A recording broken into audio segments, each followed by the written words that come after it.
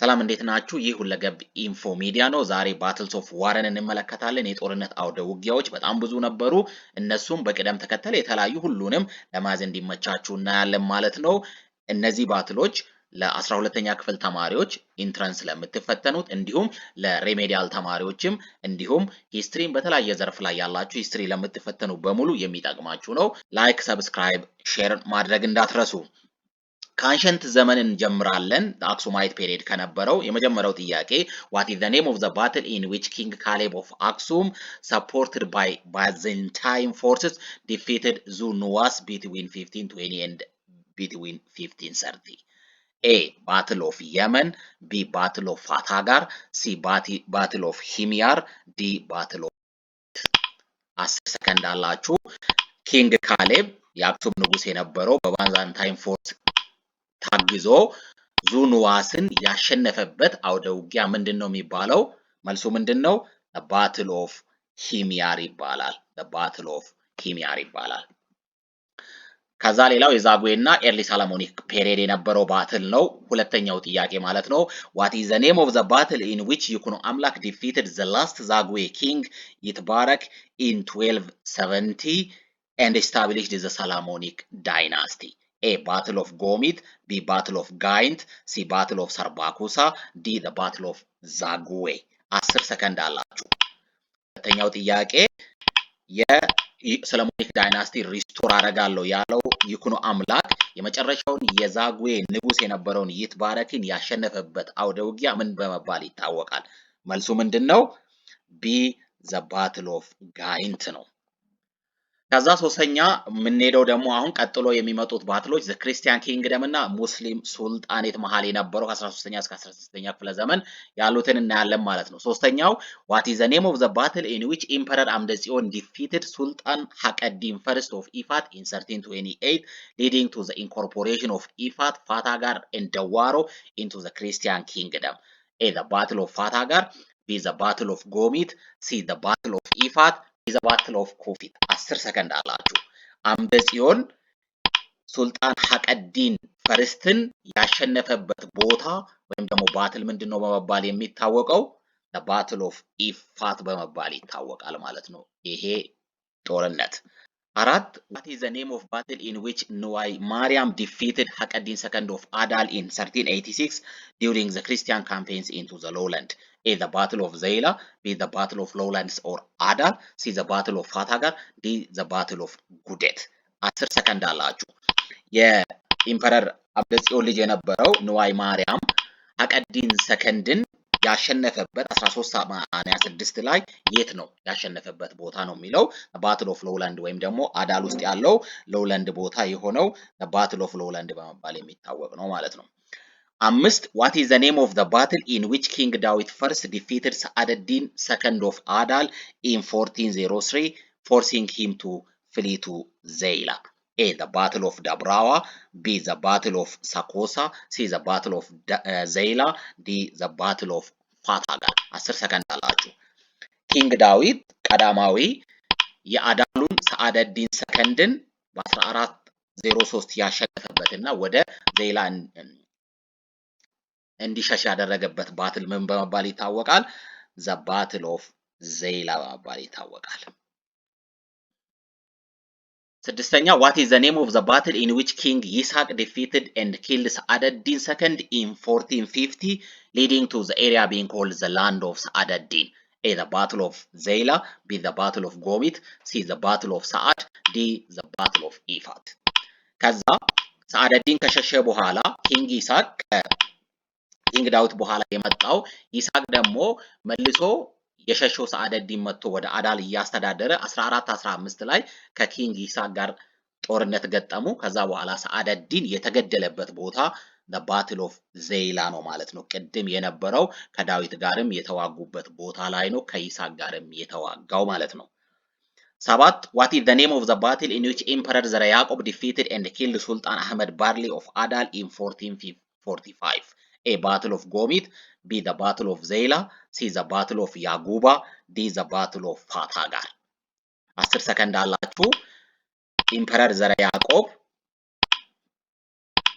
የሱልጣን አህመድ በርሌን አዳልን 1445 ውስጥ ያሸነፈበትና የገደለበት ቦታ በመባል ይታወቃል። ዘ ባትል ኦፍ ያጉባ ይባላል ማለት ነው። ዘ ባትል ኦፍ ያጉባ በመባል ይታወቃል። 8 what is the name of the battle in which Emperor Ba'ada Mariam was defeated by the Adal Sultanate in 1474? A. Battle of Sakosa, B. The Battle of Yaguba, C. The Battle of Gomit, D. The Battle of Zela። 10 ሰከንድ አላችሁ። ከዛ በአደ ማርያም ደግሞ የአዳል ሱልጣኔቶችን 1474 ያሸነፈበት ቦታ በመባል ይታወቃል። the battle of ጎሚት በመባል ይታወቃል። በአደ ማርያም ያሸነፈበት አውደ ውጊያ ማለት ነው። 9 what is the name of the battle in which Emir Mahfuz of Adal was killed fighting against Emperor Lebna Dengil's force in 1570? A. Battle of Gaint, B. The Battle of Gomit, C. The Battle of Fatagar, D. The Battle of Yaguba። 10 ሰከንድ አላችሁ። ኢምፐረር ልብነ ድንግልና ኤሚር ማህፉዝ 1517 የገጠሙበት ጦርነት ከዛ በኋላ ኤምሩ የተገደለበት ጦርነት በመባል ይታወቃል። ዘ ባትል ኦፍ ሃይላንድ ወይም ደግሞ ዘ ባትል ኦፍ ፋታጋር በመባል ይታወቃል ማለት ነው። ከዛ 10 what is the name of the battle in which Imam Ahmad's force decisively defeated Emperor Lebna Dingil's army in 1529 near present day Mojo, leading to the occupation of Shawa, Amhara, Lasta and Maramallash? A. Battle of Waina Daga, B. The Battle of Ofla, C. The Battle of Shimburakure, D. The Battle of Yaguba። 10 ሰከንድ አላችሁ።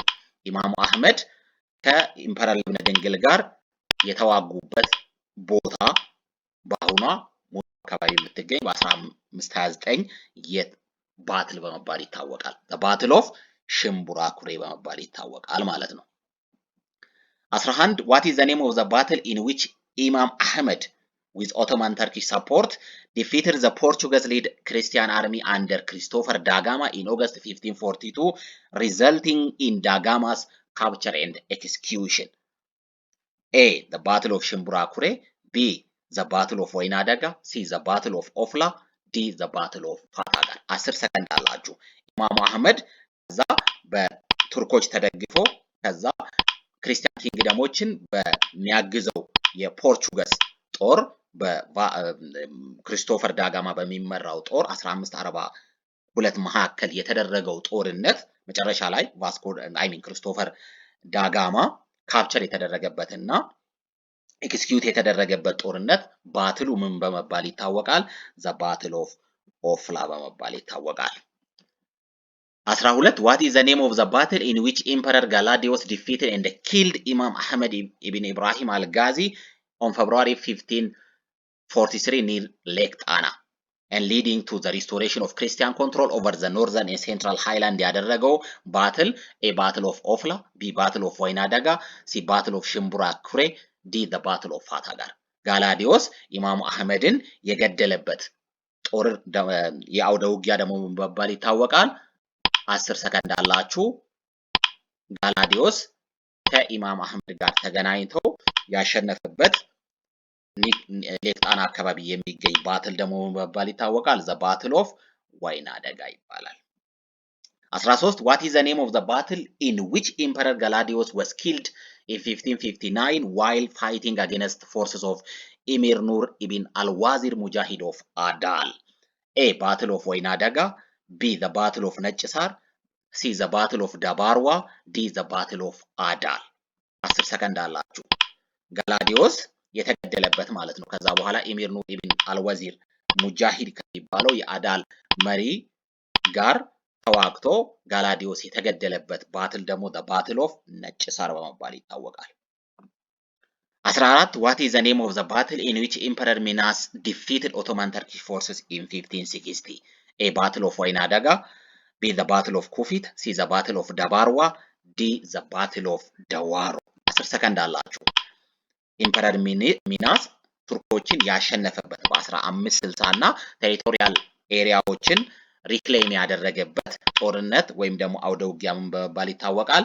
ዘ ባትል ኦፍ ደባርዋ ይባላል ማለት ነው። ስለዚህ እነዚህ ከአክሱም እስከ ክርስቲያን ኪንግደም እና ሙስሊም ሱልጣኔቶች ድረስ ያሉትን አውደ ውጊያዎችን ያየነው። ቀጥሎ ደግሞ ከዘመነ መሳፍንት ቀጥሎ ያሉትን አውደ ውጊያዎችን ሁሉንም በፓርት 2 እንመለከታለን ማለት ነው። አንድ በአንድ ሁሉንም አውደ ውጊያዎች ሁሉም እንድትረዱ በቀላሉ እንድትይዟቸው ማለት ነው። ስለዚህ በዚህ መንገድ እንቀጥላለን። በያላችሁበት መልካም የትምህርት ጊዜ፣ መልካም የፈተና ዝግጅት ጊዜ እንዲሆንላችሁ ተመኘው።